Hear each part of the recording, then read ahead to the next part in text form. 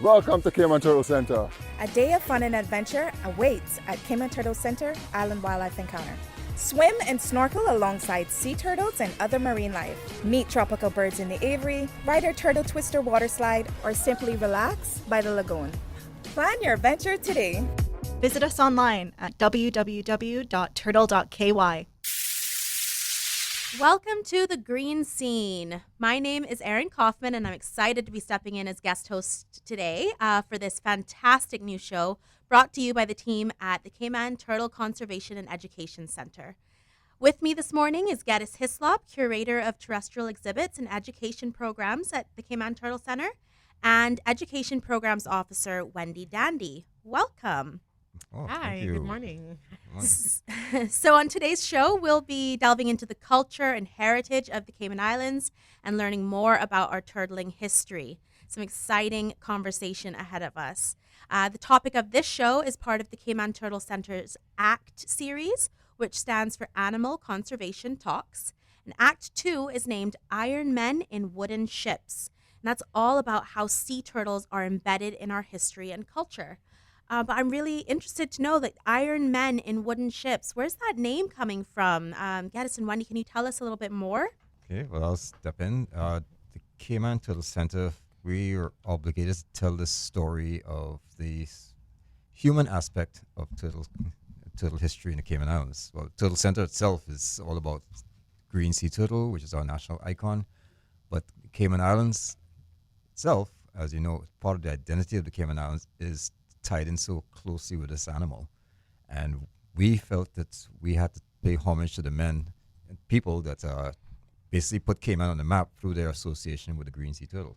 Iron Men in Wooden Ships is just a salutation to the resilience of the men that went out there and basically created Cayman's first economy, which was turtling. And a lot of people don't know the full story, but that's pretty much why we got together and put this together.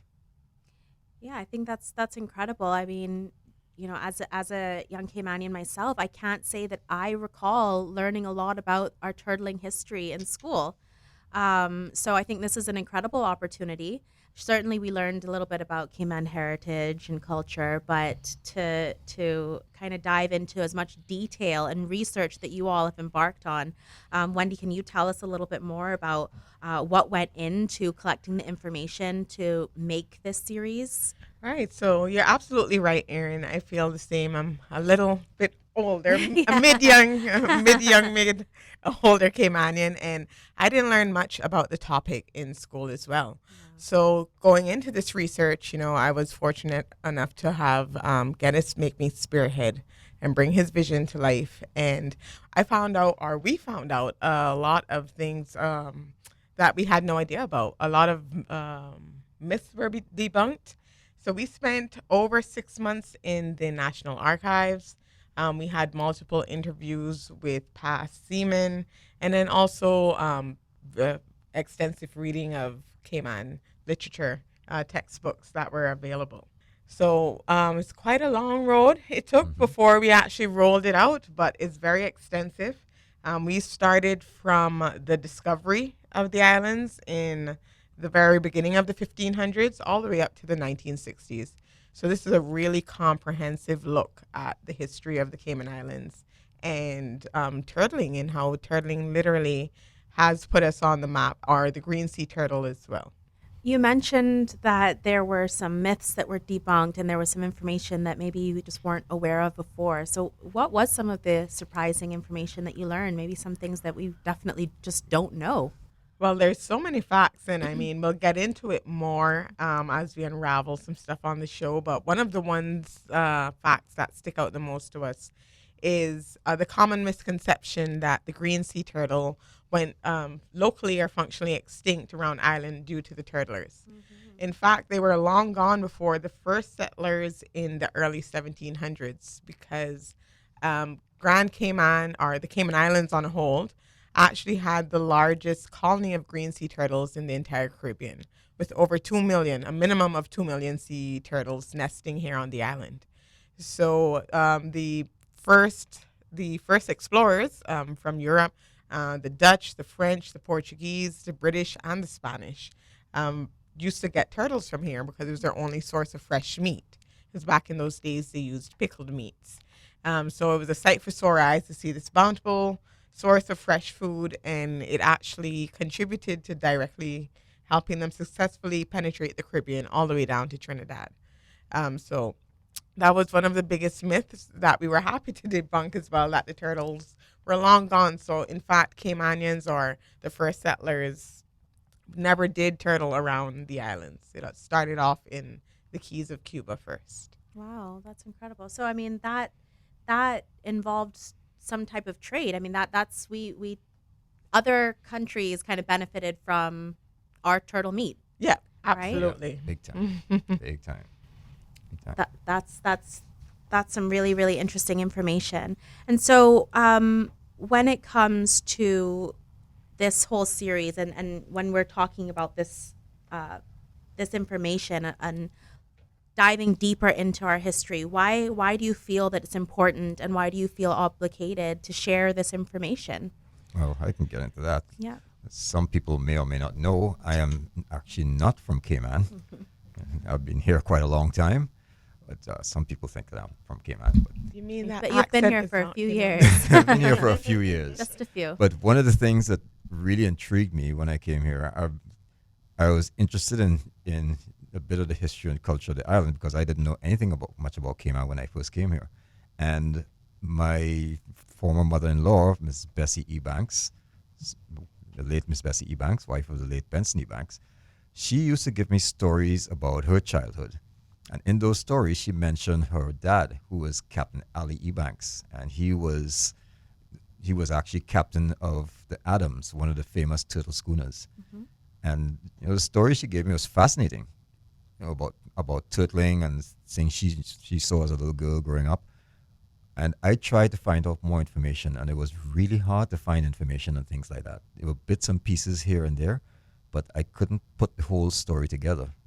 So when I got at the Turtle Center, when we got the opportunity to start working on these programs as part of the education programs initiative, I said, well, you know what? Let's find out some more about turtling, and together with send out Wendy out there, together with interviews and all these, searching through the archive. By the way, shout out to the National Archive and Trisha, Yes, the National Archive. Those guys are gems. They were able to find Absolutely. information we didn't know existed. Miss Charisse as well. Everyone. Yeah, they gave us a lot of help. Once you put this story together, it was really, really interesting, and there's so much information out there. If you're willing to look for it. So the presentation, as Wendy said, it covers quite a long period of time.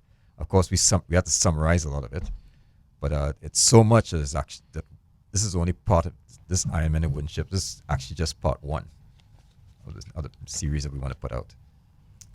Right. So there's more where this came from, and I'm sure there's more. Towards the end of our discussion, I think you can share a little bit more about what's next and what's still to come.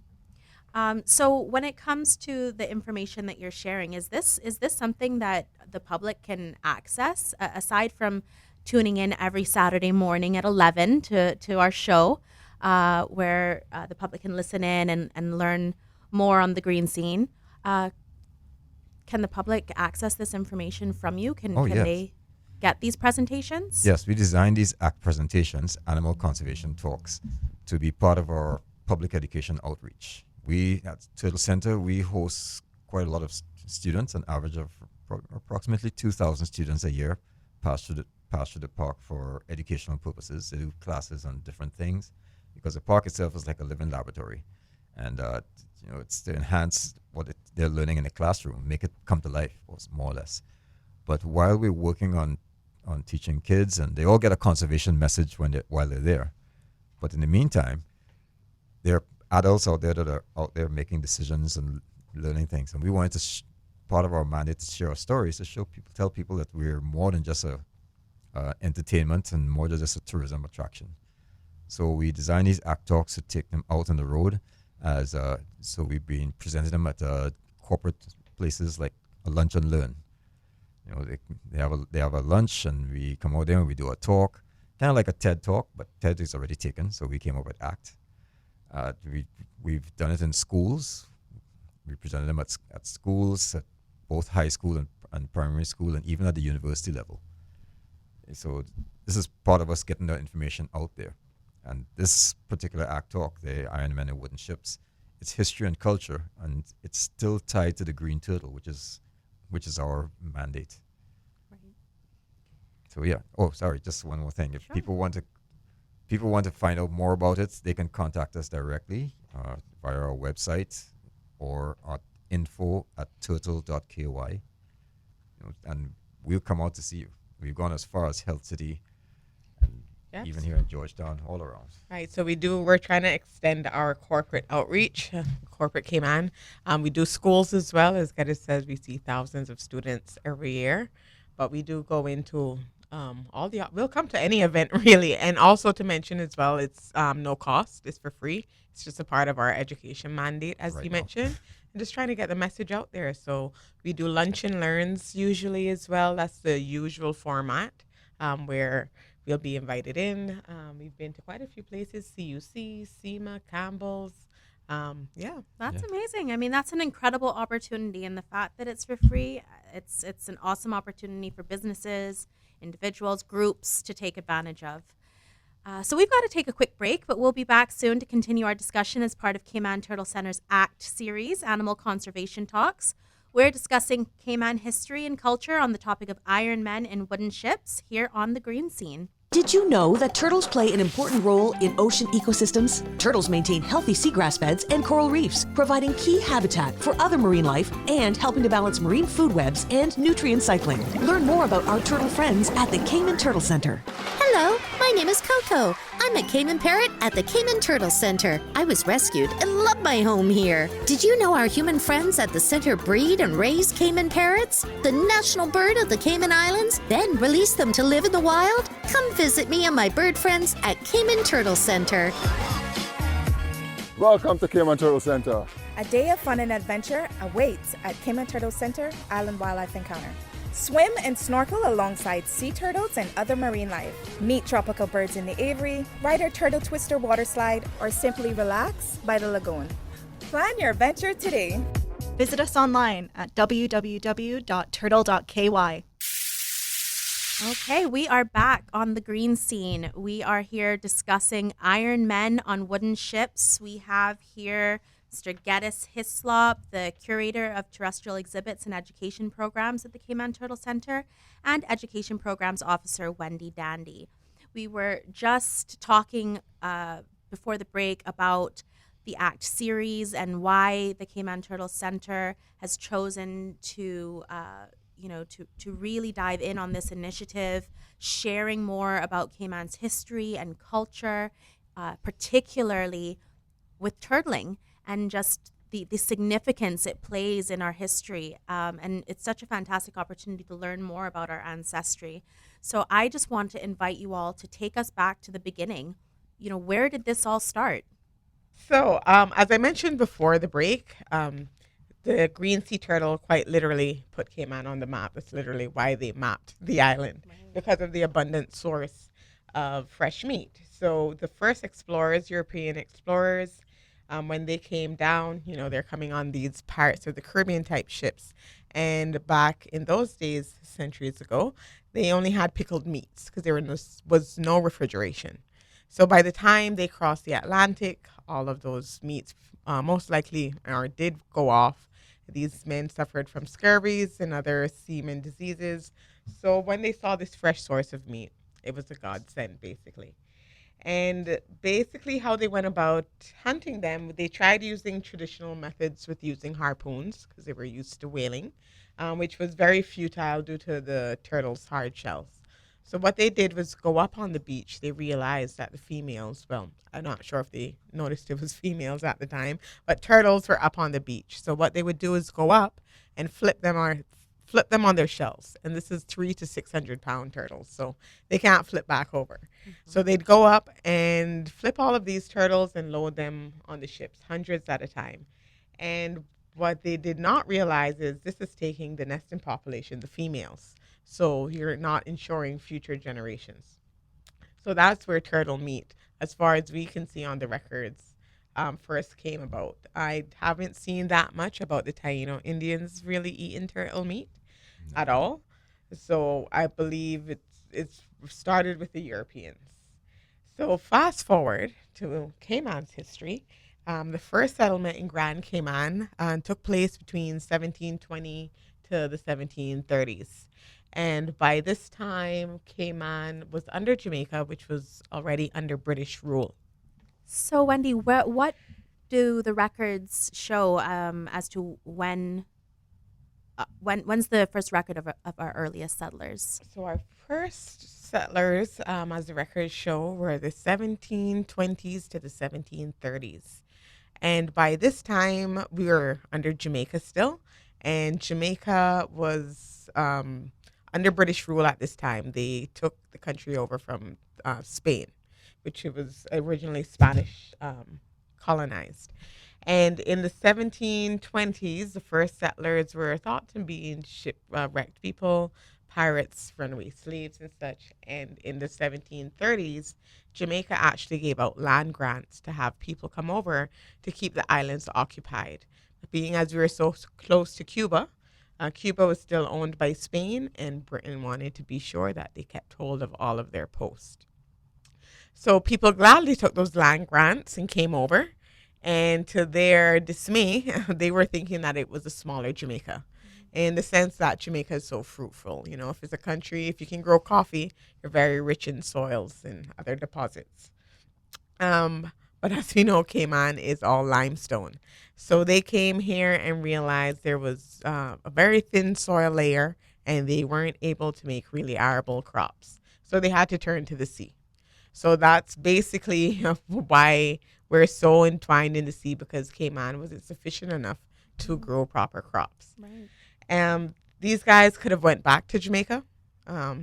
They didn't have to, go through all of these hardships, but they stuck. They decided to stick it out and stay, and they made them such a resilient people through all of these hardships. So I think later on, well, this is what pushed Caymanians into the sea. Right. Because the whole thing, as we went through, the word that kept playing in my head is that, adversity bred innovation. Yes. Because like Wendy said, they could have just packed up and went back to Jamaica, but they didn't. They stuck it out. They learned how to use the local materials. They had no choice but to turn back to the sea, and they learned how to make boats out of local mahogany and ironwood, and that's really hard wood to work with, but they figured it out. That's what made Caymanians a little notch above the others, because they were just resilient, all right, which harkens back to that word Iron Men. Yeah, that's where that comes from. Yeah, because think about it, not much fresh water, mosquitoes, definitely not like more than they were today. They couldn't grow much. Flat land. Yeah, all that kind of stuff. Not much shelter. But they stuck it out. They did. And then when it came to the Brac, the Brac was colonized almost 100 years later, in the 1800s. Yeah, 1840s. Yeah, and you could imagine, if you thought Grand Cayman was hard, over there is a little bit tougher. But they stuck it out too. And some of the first family names that come over there sound familiar. I believe they're the Riches, the Ryans, the Scotts, and the Fosters are the first four families. Yeah, those are the first families established in the Brac. Amazing. So the Brac actually had a lot to do with innovations in the Cayman Islands innovations, because again, adversity bred hardship. In those days, they didn't have much in the economy. Things like coconuts, thatch rope, some cotton, Sea Island cotton, honey. Imagine honey was actually a product back then. But all those things didn't do as well as turtling did. They didn't pay the bills. Yes, turtling was another thing we found, that turtling was actually an international trade, because you thought that they were using it just for their own sustenance, but they were trading with nearby colonies like Jamaica, and even in Europe, there was a market for sea turtles back in Europe. Apparently, it was a big thing. I'm interested to know, we've talked a lot about the meat. Is there anything in the records that talks about the shell and what that might have been used for by chance? So for the shell is more, that's a perfect segue as we're still talking about the Brac. The green sea turtle shell isn't as used as the hawksbill. So that's another thing we learned that we didn't know. Grand Cayman specialized on the green sea turtle, whereas the Brac specialized on hawksbill turtles. And hawksbill turtles have a way more decorative shell. So they use their shell for decorative items, where Grand just used the meat. But that being said, Cayman Brac also is responsible for a lot of innovations in the turtling industry. We were kind of giving Grand Cayman all of the credit, but Cayman Brac holds their own weight. So actually, they made the first schooner in 1849, which we were unaware of. We thought the first schooner was made in Grand. We didn't know that. And that was built by a Kirkconnell. It just says Kirkconnell and Partner. And the catboat, they invented that as well, which is a modified canoe in 1904, and that was by Captain Daniel Jervis. Wow. And the catboat was made to specialize in hunting hawksbills, because hawksbill turtles are much smaller and agile than the green sea turtle, so they move a lot faster. So they built the catboat purposely to pursue them. And the number one industry before turtling took off in the sister islands was the coconut industry. So we used to export over 2 million coconuts a year from Cayman Brac and Little Cayman until Friday the 13th, 1915. A hurricane came and wiped out all of the stock. And whatever little coconuts were left were infected by a palm disease that was already in Grand Cayman, which is why Cayman didn't have coconuts like the rest. So we found out a lot of interesting things along the way. That's incredible. I mean, that's certainly information I'm hearing for the first time. So you all seem to have done your research. Well, that's why we're offering this series, and we definitely like to get into schools and other things, because It's so important. yeah, and it's such an interesting thing, if I could say so. One of the things that we did to kind of validate our presentation was we presented to the Seamen's Association. Right. That was scary, Very much so. because those guys, they're Testing this information, Straight making shooters. sure that this was we're correct. basically telling them their own story. Yes. And and these guys, they don't have any filters. They'll tell you straight up. So what was that feedback like? It was great. Amazing. It Yeah. was great. Yeah, amazing. They were actually, They were so happy, actually. They They were told actually us very this is the impressed. best meeting Yeah. they've had in a year. So Wow. we were ecstatic because we were so nervous, and they made us feel very validated. Validated, yeah. yes. Great. Yeah, one of the things that they said was that, well, one of them said it took somebody who not from Cayman to come and tell our story. Wow. That was rough. Yeah. Yeah. Well, I mean, the fact that it's done and they can vouch for it, I'm sure that was really a great way to honor them as well, to ensure that the information was correct, that it was validated, Absolutely. and they can really feel at peace that this story is going to be shared correctly Yeah. with generations to come. So that's really incredible. I think on that note, we are going to take another quick break. So we are here discussing Iron Men in Wooden Ships, all about Cayman's history and culture as part of the Cayman Turtle Center's ACT series.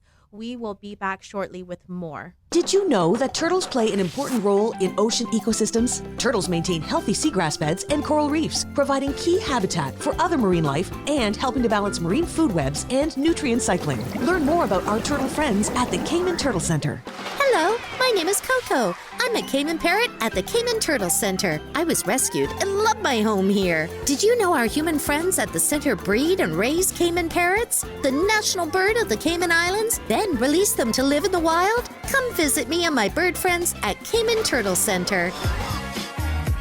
Welcome to Cayman Turtle Center. A day of fun and adventure awaits at Cayman Turtle Center Island Wildlife Encounter. Swim and snorkel alongside sea turtles and other marine life. Meet tropical birds in the aviary, ride our turtle twister water slide, or simply relax by the lagoon. Plan your adventure today. Visit us online at www.turtle.ky.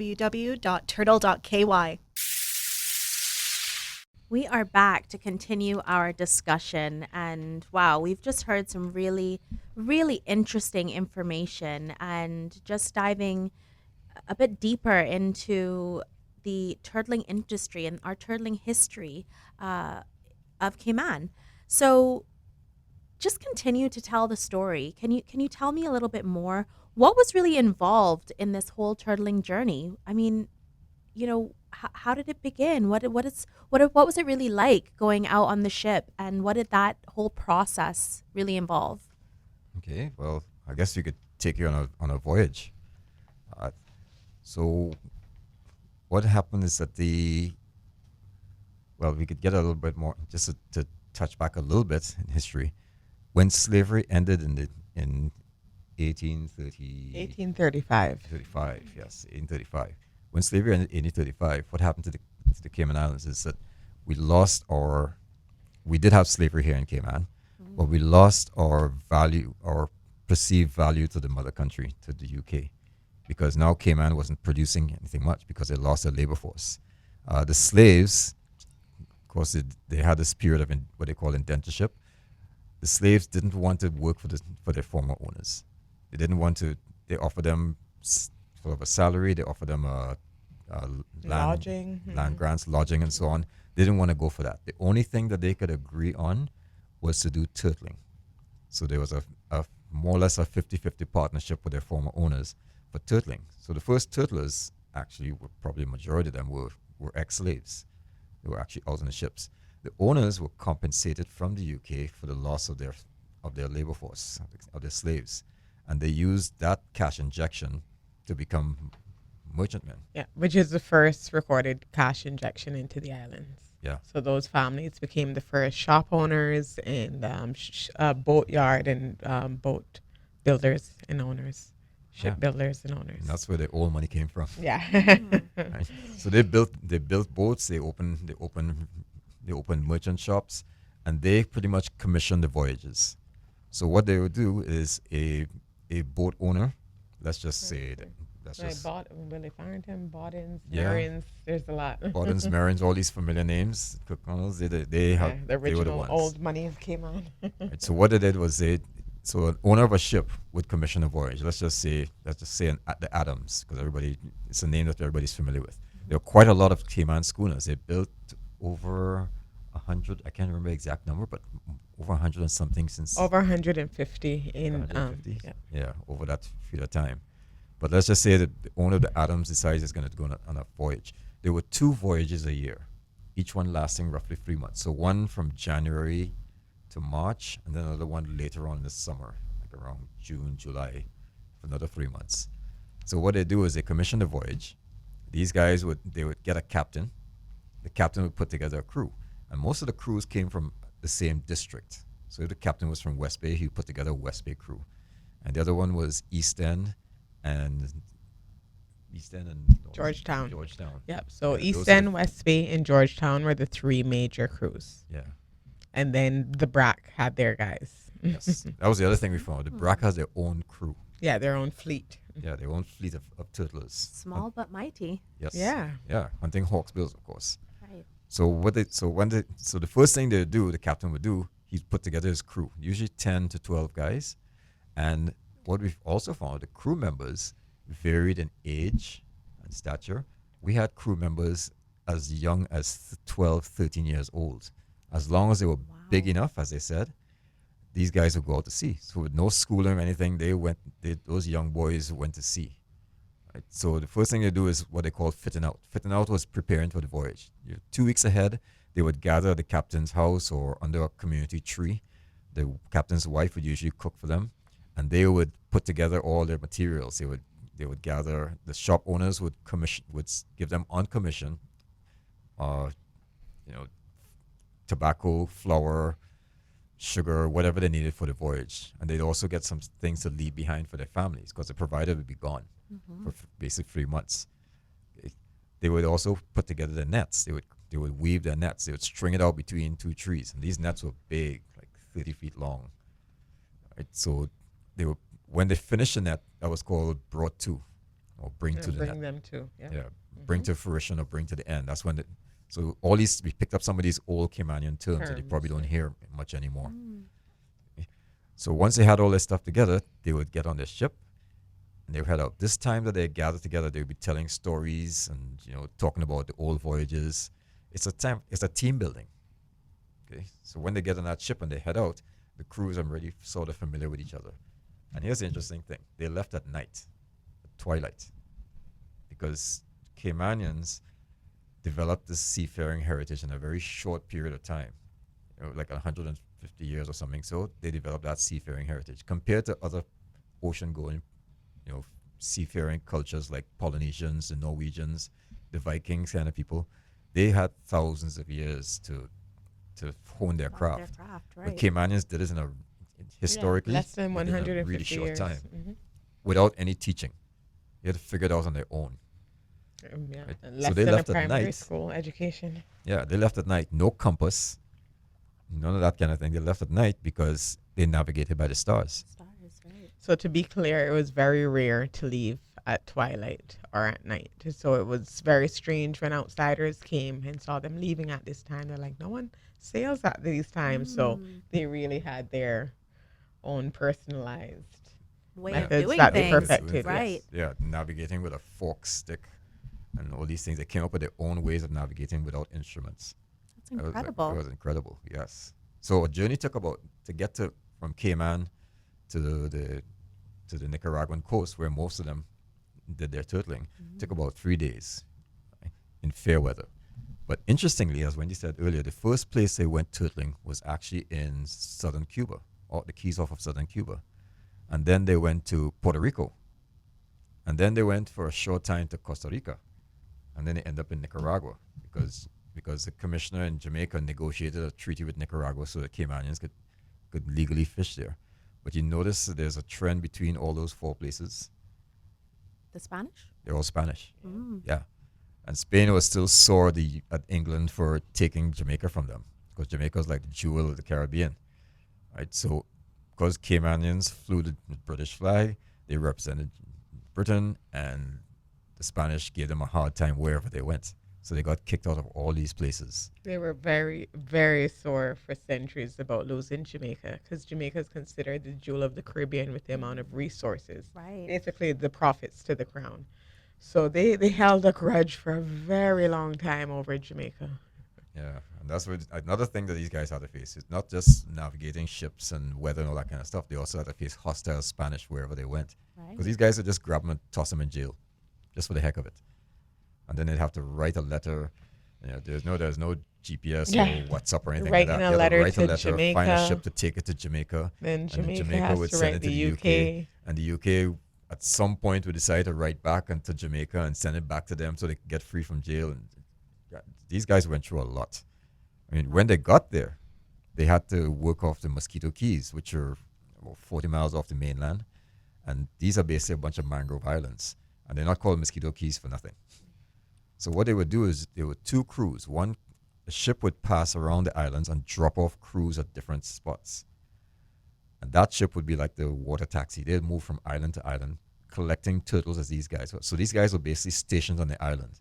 And that's where they stayed for 3 months, catching turtles, stocking their corrals. They built these corrals out of mangrove stakes in the bays to keep the turtles, kind of like the cowboys used to keep Basically horses like a in pen, corral. to keep Yeah. the turtles they caught in until the schooners would come back. Yeah, and the schooners would come back, Minimum of collect 3 weeks turtles, later. take them back to Cayman, come back again, collect the guys.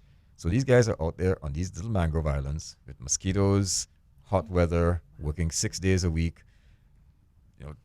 Sharks, turtles, 300-pound turtle, 300-pound plus turtles, trying to wrestle with those well things. over 300. And every now and then, Spanish guys would come by and harass them. Right? This is why we call them Iron Men, because they went through the same. Because this is the way they provided for their families. This is what they did.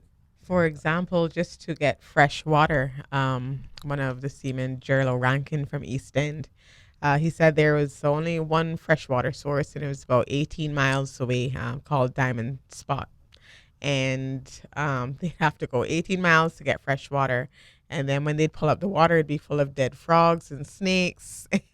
And I mean, without hesitation, he was just like, oh, no, we don't mind that. We just brushed that off and kept going. So, like, if that was light work, imagine the things Iron that, Men with iron shook them. stomachs. Yeah. If Yeah. that didn't shake them at all, imagine what it took to actually shake them. Like, very resilient guys, very tough. Yeah. Incredible. And it was, like I said, it was a lot of work. Right.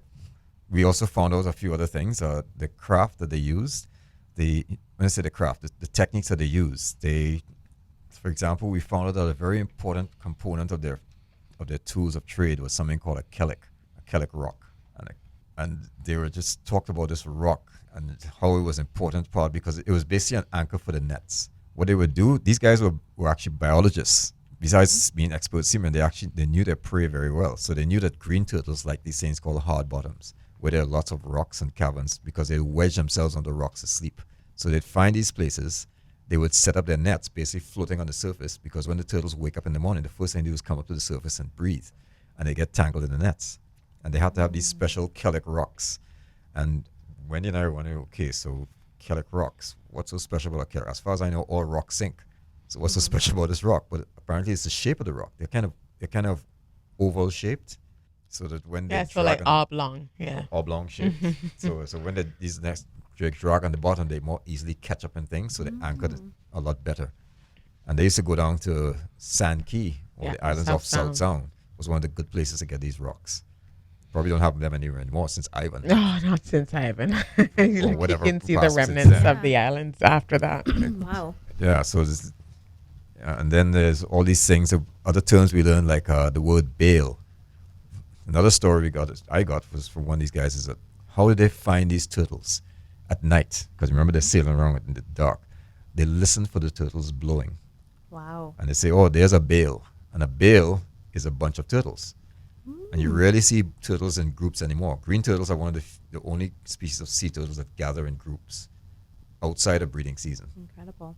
So when you hear a bunch of turtles, it's like how they used to find whales, the Archie blows kind of thing. They would hear these turtles breathing, and they'd hear, oh, there's a bail over there, and that's a bail of turtles, and that's where they'll go set their nets. It was interesting to go back into that history and culture, because these are words that are lost to us. For example, I could segue into that now. We have Badabunu coming up, and I wonder how many people know what Badabunu actually means. There is a meaning behind it, isn't it? Yeah. Yes, there is. And Badabunu is another name for a turtle track.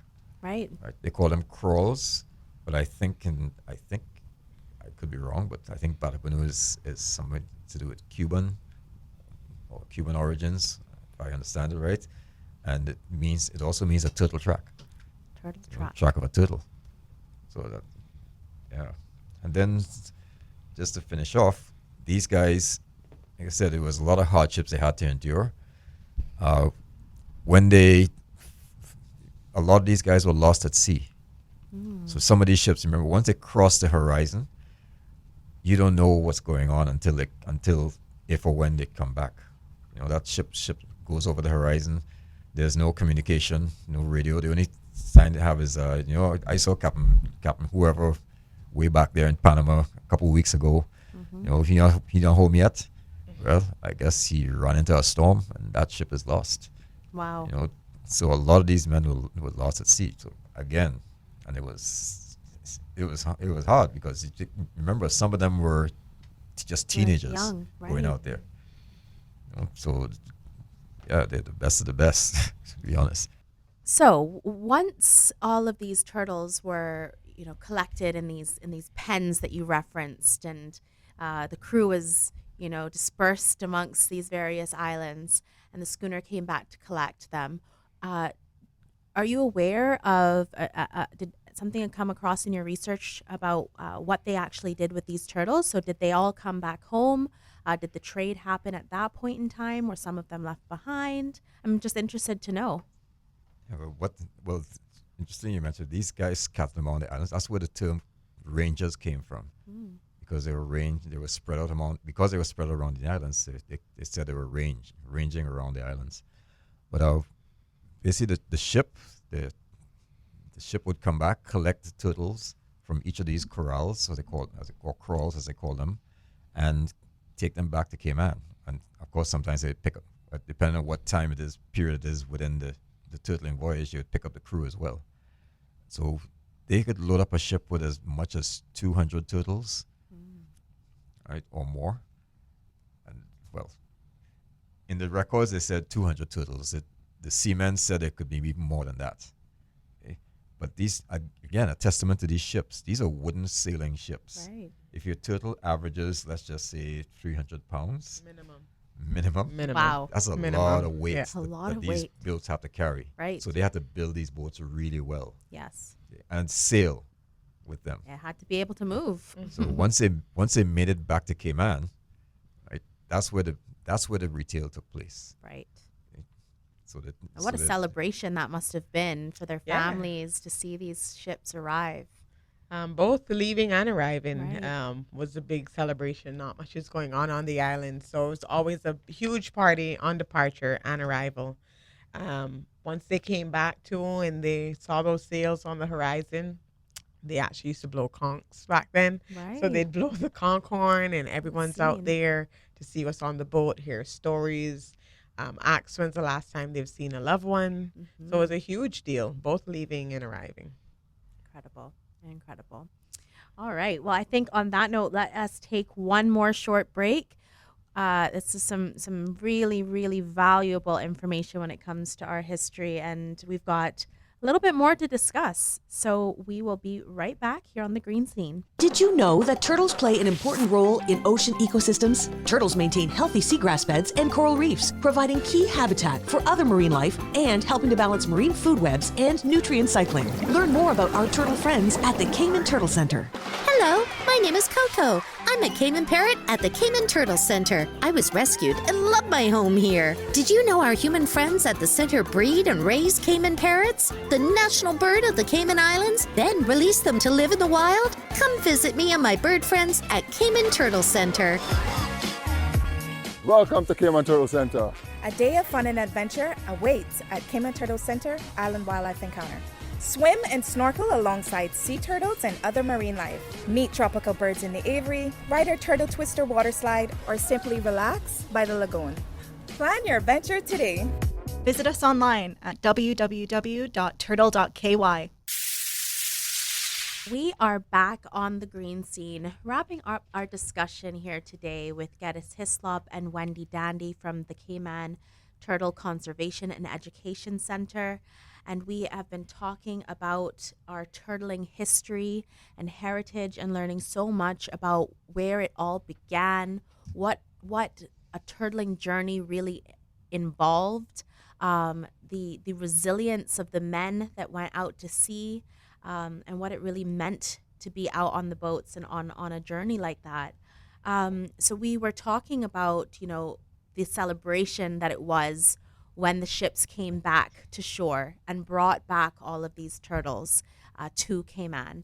So when this happened, and these turtles were now available, I suppose, for meat for their families, but also for trade, what was the value of the turtle? Like, why was it so worth going out on these voyages and enduring all of the hardships that they had to? It must have been worth it. It must have been worth something. So what was the value of a turtle? And did they receive money for it? Did they trade it for a cow? How did it work? Good point. Well, when these guys arrived back there, they'd have like I said, a boat would carry anywhere from 200 up to 300 or more turtles, depending on the size of the boat, I guess. Mm-hmm. The real value of the turtle, the actual money did not come in Cayman. It came from carrying those turtles overseas, maybe to markets in Florida, in Tampa and Key West. Some went to places like Jamaica, some even to Cuba and Panama, but the majority of it was traded in Florida, the USA. And that's where they got the pay from. So what would happen is the captain, when they arrived, and of course they offloaded their cargo, they accounted for their cargo. The captain of the ship would meet with the owner of the ship, the one that commissioned the voyage, and they would sit down behind closed doors with the crew waiting outside and negotiate the pay.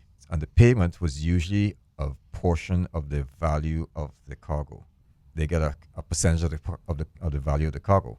At that time, in the time we get a turtle would average about 12 US. And we're talking about back in the 1920s, 1930s. And when you extrapolate that, you do the inflation and all that kind of stuff, it comes up to about $250 a turtle in today's value. Okay? So what the owner would do is they would deduct from from the value of the cargo, all the stuff that they committed to the voyage. So they take back the value of the food that they gave, the wear and tear on their ship, perceived wear and tear on their ship, Cotton line, cotton even the line, line all that that they kind of use stuff. to make the nets for So them. basically they say, okay, you owe me this much for that much for that, that much for that, and I see a tear in my sail in my ship here, so that was that, that. By the time they finish, they would get up to maybe 1/14 of a share of the value.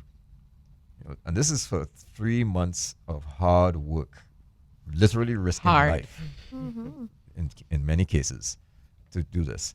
So what we found out at the end is that some of these guys would get, if you're a non-officer on the ship, just an ordinary seaman, you would get roughly around $2,000 to $2,400 for those 3 months in today's value. If you were an officer, like a first mate or a captain or something, you could get up to 3,200, something around that. Okay. And that was it. Wow. That's a month's salary for some people, Right. To try and live in today's thing. But that's what they got, and that was, that was not, well, it wasn't really in our estimation worth what they went through. Some of the seamen told us that those figures were pretty high. So they actually got less than that in many cases. And, they talked about all those deductions that would happen. They didn't have any say in it. Right? But the point is, this was Cayman's major GDP in those days. Right? Because all the other things they had, all the other industries that they had, sail making, boat making, rope making, all that stuff supported the turtling industry. In one statement we read is that the turtling was the main industry from which all the other industries hung off from. It's kind of like the finance and the tourism industry today. Right. Everything else hangs off of that, and they drive the economy. Turtling was the one that did that economy in those days. Right? But that went on pretty much until the early 1960s. There's a little bit of detail in that, but it went on until the early 1960s.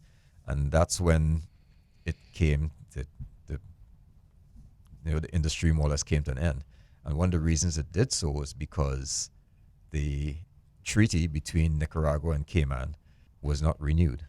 They renewed it one more, I think when they first negotiated, they renewed it at least one more time.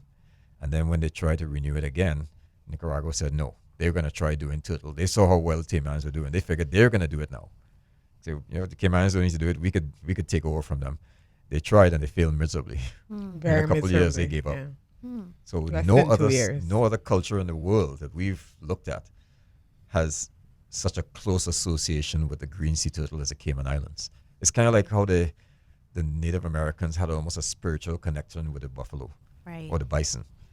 Caymanians, this was their thing. This was their baby. So then what? I mean, what did they do when that was it?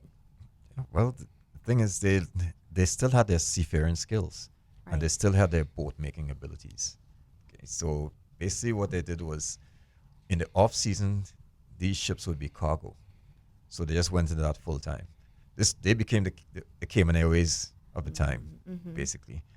Right, so they were shuttling cargo from Cayman, between Cayman and Cuba and the USA, Jamaica. Right, they had some of the best ships in the Caribbean. And the best captains as well. So they were very well sought after, which Geddes will explain soon. We are going to continue the series to talk about that. But Caymanian men evolved to be some of the greatest seamen, literally of all time and on the entire planet. They were specifically sought out by merchant companies all around the world. Specifically requested for men from Cayman. It's a tiny little island, right? Oh, right. And so after World War I and II, they took place in that as well. I was also told, it's a little Trinidad fact, that the first ship captain in Trinidad was actually Caymanian. Oh, wow. Wow. Interesting. That really is incredible. Yeah. I've heard of some of our seamen being kind of honored in places like Key West. They have like the Hall of Fame. Yeah. I've heard of some people being in there. Yeah, definitely. So it's really incredible that as far back as then, as small as we were, like you were mentioning. Yeah, Wendy, these guys went on to be we were captains. still making international waves, for lack of better words, back then. Yeah, captains of super tankers. Really, just really impressive. Just sailing all across the Atlantic, the Pacific Ocean. Yeah. Yeah, it's really interesting because you don't hear in the Eastern Caribbean, where I'm from originally, you don't hear much about Cayman. Right. And in the history, like you mentioned earlier, you don't hear much about Cayman, just passing references of anything. But, because of the association with the turtle, Cayman became, way back in the exploratory days, in the 1600s, Cayman became the gas station of the Caribbean. When it came to, when they talked earlier in the earlier segment, she talked about where these European explorers would cross the Atlantic and come to Cayman to collect sea turtles to stock up so they can go further on in their voyages. Right? When you cross the Atlantic and you come through the Columbus Channel between Cuba and Hispaniola, you take a right turn and Cayman's right there. Right. So you stop at Cayman, you stock up, and then you move on all the way down to Trinidad if you want, because you have that fresh meat. Napoleon said an army moves in the stomach. So does an explorer. So even before Caymanian turtlers, Cayman itself was an important Cayman. And then they had invasions with the sailing ships. They developed a schooner, all by themselves, their own style of schooner. And that reputation spread throughout the Caribbean. Yeah, even our woods is like some of the best woods on the planet. Our ironwood and mahogany are endemic species, and Cayman was also known for shipwrecking a lot of ships because of those. Our reefs were quite tricky and tricked a lot of people. Our wood would just run up on those reefs and you could push it right back off. No scratches, no dents, salt resistant, worm resistant. So we took what we had and we more than made the best of it. Yeah, I mean, our earlier discussion talked about the worries that the first settlers may have had, that we didn't have much to offer on our lands, but what they did was make something from basically nothing. Yeah. And that again Absolutely. speaks to that resiliency, and they did end up having tons to offer in terms of their skills and their talents, and finding things that were useful, such as the wood that you just mentioned. So, wow, we've had a really, really incredible discussion over this segment. And, based on the fact that you all spent 6 months researching, I'm sure there is so much more to discuss. And this was just a small part of a very rich culture. I've heard people say that, there's not much Cayman heritage. I've heard that, and it is sad. Especially now knowing this, I feel this real sense of pride learning more about my history and culture. And I think that it would just do wonders for people to become more aware of this and learn more about our history and our ancestors. So with that, I mean, and we've had our discussion. What's next for the ACT series? We're moving on to Act 3. The first one talks about the history of turtles and the Turtle Center's role with the conservation of the green sea turtle itself. This one, Act 2, as we're discussing here, is the socio impact, social side of it, right? How it's part of our history and culture. But with all the information we've gathered through that research, it was too much to put into one.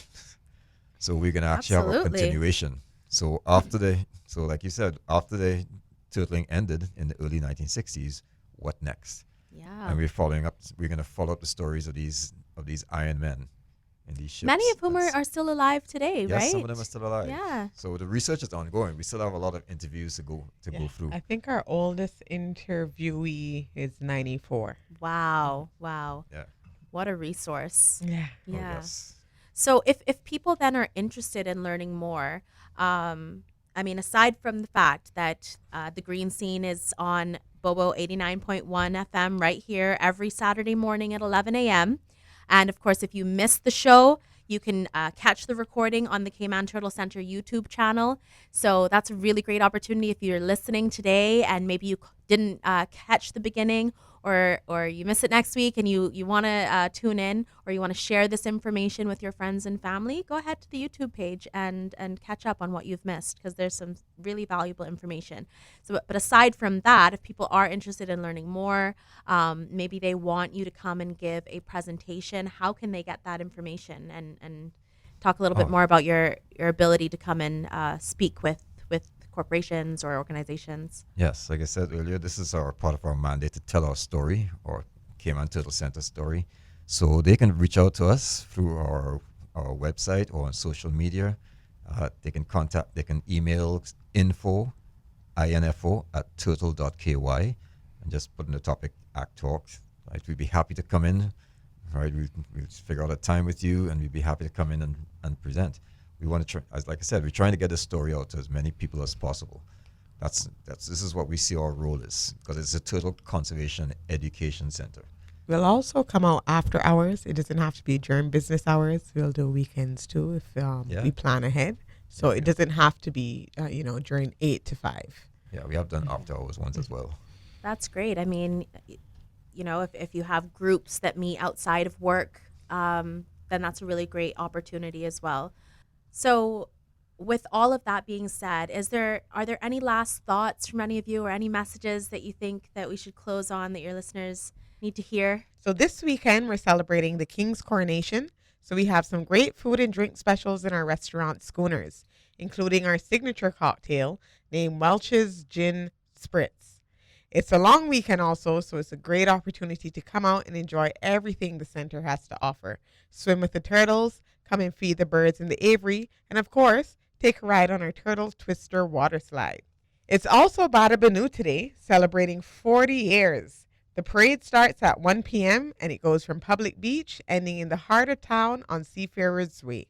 And tonight, don't miss Bada Banu's food festival and street dance, which will also be in the heart of town. Awesome. Fantastic, Wendy. Some really great things coming up at the Turtle Center and happening this long weekend. Thank you so much for sharing.